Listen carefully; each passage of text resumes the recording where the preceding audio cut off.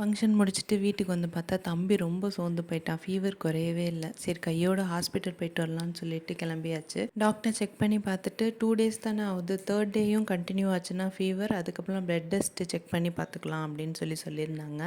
ஒருவேளை நான் இல்லாதனால அந்த ஃபீவர் போகலையா என்னன்னு வேறு தெரியல. சரி ஒரு நாள் வந்து வெயிட் பண்ணி பார்த்துட்டு அதுக்கப்புறம் பார்த்துக்கலான்ட்டு கூட்டிகிட்டு வந்தாச்சு. அப்புறம் மார்னிங் பார்க்கும்போது கொஞ்சம் ஃபீவர் கொஞ்சம் கம்மியாக இருந்துச்சு. அப்போ தான் கொஞ்சம் நிம்மதியாகவே இருந்துச்சு. இங்கே அத்தை வீட்டில் அத்தைக்கு ஹெல்ப்புக்கு ஒரு பொண்ணு நம்ம வீட்டிலே இருப்பாள். அந்த பொண்ணுக்கு வந்து ஃப்ரைடே வந்து நிச்சயதார்த்தம் ஃபிக்ஸ் பண்ணியிருந்தாங்க.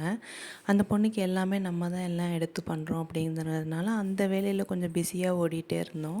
பார்த்தா அன்றைக்கி ஷட்டவுன் வேறு, டிவியும் பார்க்க முடியாது. என்னடா பண்ணுறது, ரொம்ப போர் அடிக்குமேன்னு யோசிச்சுக்கிட்டே இருந்தோம். பார்த்தாக்கா இந்த பந்தை போடுறவங்க எல்லோரும் வந்திருந்தாங்க. இது நல்லா டைம் பாஸ் ஆயிருமேன்னு சொல்லிட்டு எல்லோரும் உட்காந்து அதை பார்த்துக்கிட்டு இருந்தோம். அப்புறம் எல்லோரும் ஈவினிங் ஷாப்பிங் போகலான்னு சொல்லியிருந்தாங்க. நான் தம்பிக்கு ஃபீவர் இருந்ததுனால நான் போகல, எல்லோரும் போயிட்டு வந்தாங்க.